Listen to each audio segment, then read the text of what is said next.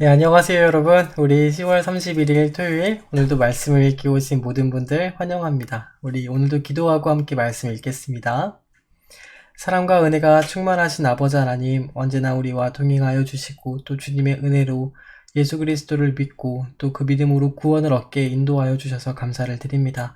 하나님 자격 없는 우리를 구원하시고 택하여 주셔서 하나님 주의 자녀로 삼아주셨사오니 우리가 날마다 주님께서 기뻐하시는 삶을 위하여 우리의 삶을 드릴 수 있도록 우리의 믿음의 경주를 다 할 수 있도록 하나님 능력을 더하시고 우리를 인도하여 주옵소서. 오늘 하루도 우리와 함께 하신 주님의 이름을 찬양하며 살아계신 예수 그리스도의 이름으로 함께 기도드립니다. 아멘. 네, 여러분 안녕하세요. 잘 지내셨나요? 네, 우리 오늘도 같이 히브리서 말씀을 조금 보려고 합니다. 네, 전도사님이 여러분이 조금 걱정을 할까봐 이제 지레 겁을 먹을까봐 말씀을 안 드렸는데 이 히브리서가요 원래 교리 서신이에요. 그래서 이제 교리에 대해서 적은 책이라서 조금 어려워요. 원래 좀 어려운 책인데 우리 지금까지 또 같이 읽은 모든 분들, 또 우리 초등부 친구들 너무 잘했어요. 우리 주원이 또 호승이 너무 잘했어요. 네, 그래서 오늘은 이제 끝까지 한번 같이 읽어보도록 하겠습니다. 별로 어렵지 않으니까요. 네, 조금 남았죠? 딱 2장 같이 읽어볼게요. 우리 지금까지 함께 봤던 거를 조금 생각해보면 이렇죠? 이 비교를 한다. 그래서 비교를 한 대상들이 예수 그리스도와 또 10가지, 유대교에 있는 10가지 정도를 비교를 했다. 그랬죠? 그 선지자들, 뭐 천사, 모세, 여호수아, 뭐 참 안식, 그 뭐 아론의 이제 뭐 조상, 대제사장들과 뭐 레위인들, 그리고 뭐 이제 성전, 그리고 뭐 성소, 뭐 제사, 그리고 피, 이런 것들을 다 해봤자 예수 그리스도께 안 된다. 우리가 이제 그 천천히 읽어가면서 좀 빨리 읽었죠? 읽어가면서 같이 봤어요. 여기까지 이해를 다 한다는 거는요. 이 기독교 우리가 알고 있는 교회, 기독교의 어떤 무엇을 믿는가에 대한 좀 이해라고 해야 될까요? 다 이해를 다 하고 계신다 라고 하는 어떤 반증 같은 겁니다. 여러분 너무 잘 하셨어요. 그래서 이제 오늘은요. 이 끝에 그래서 이제 우리가 어제 잠깐 봤잖아요. 그 믿음의 사람들이 어떤 사람들이 있었고 또 그 사람들이 믿음으로 어떤 약속들을 받았고 또 하나님 앞에 어떤 복을 받았는지 같이 봤잖아요. 오늘은 하나님께서 징계하시는 거는 사랑하기 때문에 징계하는 거다. 그러니까 징계를 두려워하지 말아라. 그리고 너희가 뭐 돈 이제 뭐 못 번다 해가지고 돌아가는 모양인데 돈을 사랑하지 말아라. 그 하나님께서 자기 자식들을 버리겠냐? 하나님께서 다 내가 너희를 떠나지 않겠다 약속 다 하셨다. 걱정하지 말아라. 이런 얘기를 좀 하거든요. 오늘은 그 뒤를 한번 같이 보도록 하겠습니다. 네, 오늘 함께 읽을 말씀은 이제 히브리서 12장이죠. 13장까지 있는데 12장 1절부터 천천히 한번 읽어보도록 할게요. 그러므로 이렇게 구름대와 같이 수많은 증인이 우리를 둘러싸고 있으니 우리도 갖가지 무거운 짐과 얽매는 죄를 벗어버리고 우리 앞에 놓인 다름질을 참으면서 달려갑시다. 우리 어제 봤던 그 수많은 믿음의 사람들, 그 사람들이 먼저 달려갔다. 이미 다 우리 앞에 서서 그 믿음의 경주를 다 한 거다. 못할 게 아니고 다 할 만한 거다. 그러니까 우리도 같이 믿음의 경주를 이어서 같이 바통을 받아서 이어가자. 믿음의 창시자, 믿음을 시작하시고 완성하신 처음과 끝이죠. 믿음의 창시자이시자 완성자이신 예수 그리스도를 바라봅시다. 그는 자기 앞에 놓여있는 기쁨을 내다보고서 부끄러움을 마음에 두지 않으셨다. 그리고 이 십자가를 가장 치욕스러운 십자가를 참으면서 지셨다. 그리하여 그는 하나님의 보좌 오른쪽에 지금 앉아있는 거 아니냐. 자기에 대한 죄인들의 이러한 반항을 참아내신 분을 생각하십시오. 그리하면 여러분은 낙심하여 지치는 일이 없을 겁니다. 아니 우리의 구원자 되시고 우리의 처음이 되시는 예수 그리스도께서도 십자가를 지시고 그 모진 고욕을 다 당하셨는데 이 죄인인 우리가 내가 무엇이간데 조금 힘들다고 또 예수께서 금방 안 오신다고 돌아서야 되겠느냐. 그러면은 지칠 일 없을 거다. 우리가 예수 그리스도를 생각하자. 여러분은 죄와 맞서서 싸우지만 아직 피를 흘리기까지 죄와 싸운 일은 없지 않습니까? 네, 이 말이 참 그렇죠. 우리가 그 죄와 싸울 때 언제까지 싸워야 되냐면요. 피를 흘리기까지 싸워야 된대요. 우리 죄를 이기기 너무 어렵잖아요. 사실 우리는 죄를 이길 수 없어요. 우리 힘과 능력으로는 죄를 이기는 게 불가능하다는 거 다 아시죠? 안 돼요. 내가 이게 착하게 살아보려고 해도 잘 안 되잖아요. 그래도 피를 흘리기까지 그 죄와 싸워라. 성경은 그렇게 말을 해요. 그래서 뭐 그때 잠깐 넘어진다 해가지고 우리를 버리시는 거 아니니까 너무 걱정하지 마시고 끝까지 예수 그리스도를 믿는 그 믿음의 경주, 넘어지더라도 다시 일어나서 달려가고 이렇게 해야 됩니다. 또 여러분은 하나님께서 여러분을 향하여 자녀에게 말하듯이 하신 이 권면을 잊어버렸습니다. 내 아들아, 주님의 징계를 가볍게 여기지 말고 그에게 꾸지람을 들을 때에 낙심하지 말아라. 주님께서는 사랑하시는 사람을 반드시 징계하신다. 그리고 받아들이시는 아들마다 채찍질하고 돌아오라고 말씀을 하신다. 그러니까 징계를 받을 때 여러분 참아내십시오. 하나님께서는 자녀에게 대하듯이 여러분을 대하고 계시는 겁니다. 아버지가 징계하지 않는 자녀가 어디에 있겠습니까? 여러분, 징계를 받는 게 복입니다. 우리가 계속 신앙생활을 하다가요, 왜 이렇게 난 평탄한 길만 걷지? 좀 이렇게 기도하셔야 돼요. 난 왜 이렇게 삶이 편하지? 좀 두려운 겁니다. 하나님께서 진짜 이 가장 안 좋은 최악의 벌이 뭔지 아세요? 내버려두는 거예요. 우리 로마서에서 봤잖아요. 내버려두면 사람들은 다 악으로 빠지고 죄악으로 치우쳐요. 근데 하나님께서 우리가 잘못할 때 우리를 채찍질하시고 돌아오라 말씀해 주시는 거는 우리를 사랑하기 때문이다. 그것 좀 맞는다고 도망가지 말아라. 모든 자녀가 받은 징계를 여러분이 받지 않는다고 하면 여러분은 진짜 아들이 아니고 사생자다, 사생자.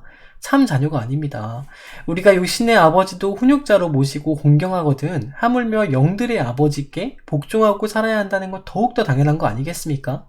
육신의 아버지는 잠시 동안 자신들의 생각대로 우리를 징계하였지만 하나님께서는 우리를 자신의 거룩하심에 참여하게 하시려고 그 모든 것을 다 하시는 그분께서 어련히 우리를 잘 하실까봐 우리에게 유익이 되도록 징계하시는 겁니다. 무릇 징계는 어떤 것이든지 그 당시에는 즐거움이 없지만 그리고 조금 괴로움이 있다고 할지라도 나중에는 이것으로 훈련받은 사람에게는 정의의 평화로운 열매를 맺게 합니다. 그래서 많이 이렇게 조금 혼나는 사람들은 나중에 이제 정신 차리고 더 위대한 일을 하는 거죠. 더 위대한 일을 하게 되어 있습니다. 그러니까 이제 훈련 받는다. 좀 채찍질 맞고 좀 어려운 시기를 건넌다. 우리 그러잖아요. 출애굽기에서 광야를 걷게 하신 이유는 나를 낮추시고 나를 시험하사 우리에게 복을 주시기 위해서. 하나님의 뜻입니다. 그러므로 여러분은 나른한 손과 힘 빠진 무릎을 일으켜 세우고 똑바로 걸으십시오. 그래야 절름거리는 다리로 하여금 삐지 않게 하고 오히려 낫게 하십시오. 모든 사람과 더불어 화평하게 지내고 거룩하게 살기를 힘쓰십시오. 거룩해지지 않고서는 아무도 주님을 뵙지 못할 겁니다. 우리 마음으로 그러니까 항상 거룩을 추구해라. 하나님의 은혜에서 떨어져 나가는 사람이 없도록 주의하십시오. 또 쓴 뿌리가 돋아나서 괴롭게 하고 그것으로 많은 사람이 더러워지는 일이 없도록 너희를 더럽히지 말아라. 또 음행하는 사람, 이게 지금 정말 이 시대에서 굉장하죠. 얼마 전에 그 카디비라는 여자 가수가 미국에서 노래를 발매한 걸 누가 이제 들어보라 해가지고 들어봤는데 감히 입에 담지 못하겠더라고요. 근데 인터넷이 발달하고 나서 그런 게 우리 눈에 너무 잘 들어오는 것 같아요. 우리가 무엇을 보고 무엇을 듣는가가 중요하잖아요. 우리 초등부 친구들 그러니까요. 너무 그 인터넷, 유튜브 너무 아무거나 보지 마세요. 새싹튜브에서 같이 말씀 보는 거. 이런 거를 사랑하고 또 같이 말씀 읽는 이 시간을 사모하고 그러면 여러분 하나님께서 귀중하게 쓰시는 거예요. 나중에 우리 친구들이 나중에 성장하면은 그런 사람 아무도 없거든요. 여러분이 그러니까 위대한 인물로 하나님께서 사용하실 수 있는 거예요. 음행하지 말고 음식 한 그릇에 장자권을 팔아넘겼던 에서와 같은 속된 사람이 되지 말아라. 그렇게 되지 않도록 주의하십시오. 여러분이 알다시피 에서는 그 뒤에 축복을 상속받기 원했지만 이 팥죽 한 그릇에 장자권 팔아버려가지고 거절당하지 않았습니까? 그냥 눈물을 흘리면서 구했지만 나중에는 회개할 기회를 얻지 못했습니다. 때가 지나가면은 한번 열차 지나가면 끝이에요. 그런 거 없어요. 다시 하겠습니다. 그런 거 없어요. 우리 지금 이게 우리 초등부 친구들도 그때 잘할걸 이런 거 없어요. 그러니까 부모님 말씀 잘 듣고 여러분이 나아가서 이른 곳은 시내산 같은 곳이 아닙니다. 곧 만져볼 수 있고 불이 타오르고 흑암과 침침함이 뒤덮고 폭풍이 일고 나팔이 울리고 무서운 말소리가 들리는 그런 곳이 아닙니다. 그 말소리를 들은 사람들은 자기들에게 더 말씀하시지 않기를 간청했습니다. 무슨 말이냐면은 이제 이게 시내산에서 하나님께서 모세에게 나타나실 때 등장하는 효과음이에요.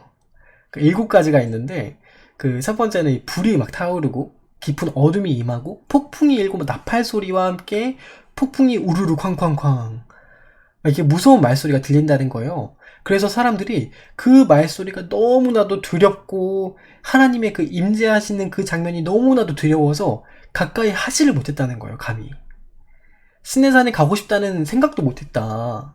그래서 이제 하나님께서 또 이렇게 말씀을 하셨었는데, 비록 짐승이라고 할지라도 이 시내산에 닿으면 돌로 쳐 죽여야 한다. 사람도 못 올라가고 동물도 못 올라가요. 그렇게 거룩하신 분이니까 누가 견딜 수 있겠어요? 이스라엘 백성들이 그 명령을 그들이 견뎌내지 못했기 때문에 하나님께서 임재하시는 것을 얼핏하게 안개 속에서 보는 것처럼 그런 식으로 볼 수밖에 없었다라는 거죠. 그 광경이 얼마나 무서웠던지 모세도 말하기를 나도 두려워서 떨린다. 모세가 하나님 보러 가야 되는데 나도 무섭다. 그러나 여러분이 나아가서 이른 곳은 이런 시내산 같은 곳이 아닙니다. 곧 살아계신 하나님의 도성인 하늘의 예루살렘, 시온산 하나님의 예루살렘입니다. 보세요. 그 이스라엘 백성들은 그렇게 두려워가지고 하나님도 못 봤는데 우리는 구원해 주셔가지고 우리가 무엇이간데 자격 없는 우리를 구원해 주셔서 하나님의 나라에 가서 하나님을 볼 수 있는 은혜를 주셨잖아요. 여러분은 축하 행사에 모인 수많은 천사들과 하늘에 등록된 우리의 믿음의 선배들, 그리고 집회와 만민의 심판자이신 하나님과 또 완전하게 된 의인들의 모든 영들, 그리고 또 새 언약의 중재자이신 예수 그리스도와 함께 그가 뿌리신 피 앞에 우리가 나아가게 될 거다. 이거 얼마나 가슴 벅차지 않으세요?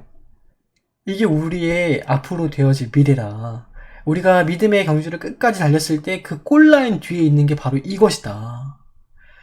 이 피는 아벨의 피보다 더 훌륭하게 우리에게 말해줍니다. 여러분이 말씀하시는 분을 거역하지 않으면 이런 걸 들을 수 있습니다. 그러니까 거역하지 마십시오. 그 사람들이 땅에서 경고하는 사람을 거역했을 때도 벌을 피할 수 없었거든. 하물며 우리가 하늘로부터 경고하시는 하나님의 말씀, 그것을 배척하면 더욱더 피할 길이 없지 않겠습니까? 그때에는 그의 음성이 땅을 뒤흔들었지만 이번에는 그가 약속하시기를 내가 한 번 더 땅뿐만 아니라 하늘도 흔들겠다 하셨습니다. 이 한 번 더라는 말은 흔들리는 것들, 곧 이 땅에 있는 피조물들을 없애버리겠다는 뜻입니다. 그때는 새하늘과 새 땅이 임한다.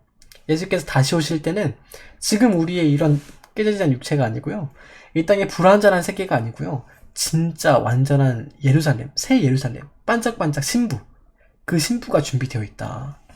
그렇게 하는 것은 흔들리지 않는 것들을 남게 하시려는 것입니다. 그러므로 우리는 흔들리지 않는 나라를 받으니 감사를 드립시다. 그리하여 경건함과 두려움으로 하나님이 기뻐하시도록 그를 섬깁시다. 우리의 하나님은요, 태워버리시는 불이십니다. 하나님 앞에 서면은 거짓은 다 타버리는 거예요. 그러니까 여러분, 서로 사랑하기를 계속하십시오. 사랑하십시오. 이것이 우리의 본분이죠. 이것을 위해 우리를 부르셨어요. 나그네를 대접하기를 소홀히 하지 마십시오. 어떤 이들은 나그네를 대접하다가 자기들도 모르는 사이에 천사를 대접한 아브라함 보세요. 그런 사람도 있어요. 또 감옥에 갇혀있는 사람들을 생각하되 여러분도 함께 갇혀있다는 심정으로 그들을 돌보십시오. 여러분도 몸이 있는 사람이니 학대받는 사람들도 마찬가지로 생각해 주어야 합니다. 또 모두 결혼을 귀하게 여겨야 하고 잠자리를 더럽히지 말아야 하고 아까 나왔었죠? 음행하는 사람, 간음하는 사람 반드시 심판이 있다. 세상의 풍조를 따라가지 말아라. 그런 것들이 세상에 판을 치더라도 따라가지 말아라. 사랑하지 말아라. 또 돈을 사랑함이 일만하게 뿌리가 된다. 그랬죠? 돈을 사랑하지 않고 살아야 하고 지금 가지고 있는 것으로 만족해야 합니다. 주님께서 친히 말씀하시기를 내가 떠나지 않고 버리지 않는다. 걱정하지 말아라. 근데 이 말을 못 믿고 이제 예루살렘에 있던 그 유대인들은 떠나가 버린 거죠. 예수님 믿으면 뭐 돈 벌 길이 없다 해가지고 돌아가 버렸잖아요. 그러니까 이제 히브리서 기자가 야, 하나님께서 말씀하시기를 떠나지 않고 버리지 않겠다 하셨다. 돌아와라. 그래서 우리는 담대하게 이렇게 말합니다. 주님께서는 나를 도우시는 분이시니 내게는 두려움이 없다. 누가 감히 나에게 손댈 수 있으랴. 믿으시죠? 아멘. 네, 우리는요. 하나님께서 우리를 보호하고 계시고 천사들이 우리를 지금 보호하고 있는데 누가 우리를 손댈 수 있어요? 우리가 잠시 잠깐 어려움이 있을 수 있다 할지라도 그것은요. 잠깐의 채찍일 뿐이에요. 두려워하지 말고 다 잘 될 겁니다. 믿음의 사람들은요. 결국에 잘 되게 되어 있어요. 보세요. 말씀이 말해주잖아요.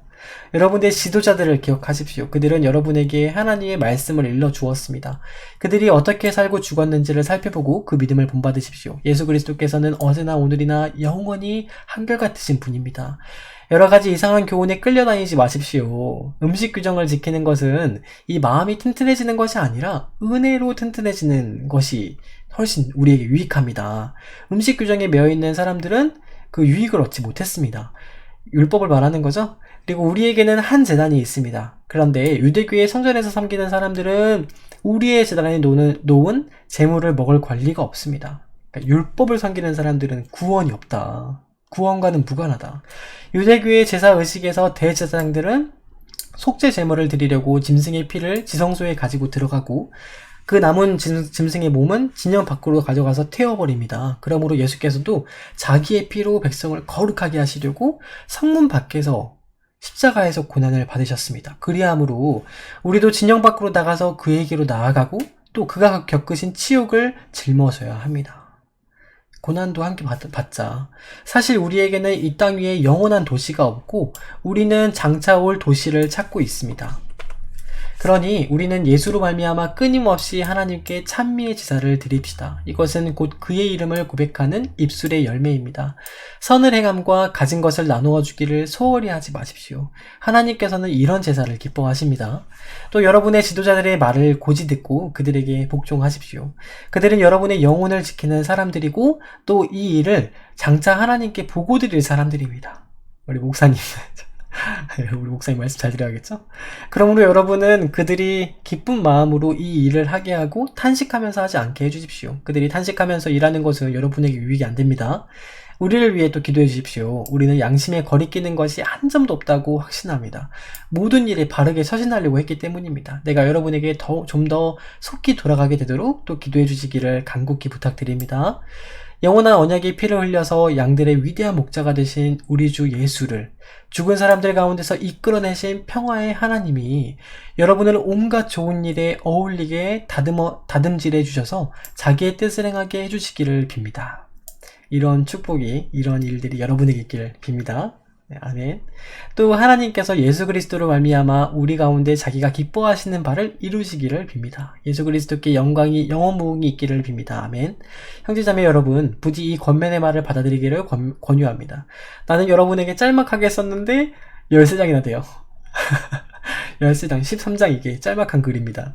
우리 형제 디모데가 풀려나온 것을 알려드립니다. 그가 속히 오면 내가 그와 함께 여러분을 만나보게 될 것입니다. 여러분의 모든 지도자와 성도에게 문안하여 주십시오. 이탈리아에서 이 로마에서 온 사람들도 여러분에게 문안합니다. 내가 여러분의 모두에게 은혜가 있기를 빕니다. 그때 한번 말씀드렸죠? 이 디모데가 이제 바울 선생님을 변호하다가 감옥에 갇혔다가 풀려났다. 그래서 이제 바울 선교팀 중에서 누군지는 모르는데 이 편지를 써서 이제 보내는 거죠. 저기 이제 예루살렘 지역으로. 네, 우리 이렇게 해서 히브리서를 마치도록 하겠습니다. 우리 다음 주 월요일에는요, 다른 편지를 조금 보도록 할게요. 이제 베드로 편지, 또 야고보 편지, 요한의 편지, 이렇게 3개 남았거든요. 그 편지를 진짜 짧아요. 그러니까 우리가 조금 더 이렇게 여유를 가지면서 읽을 수 있을 것 같습니다. 우리 오늘도 여러분 고생 많으셨고요. 기도로 하루를 마무리하시기 바랍니다. 전도사님은 내일 주일 예배 때 뵙고 또 월요일에 같이 말씀 보도록 할게요. 네, 우리 여러분 사랑하고 축복합니다. 우리 내일 또 이 시간에 주일에 만나요. 네, 여러분 안녕.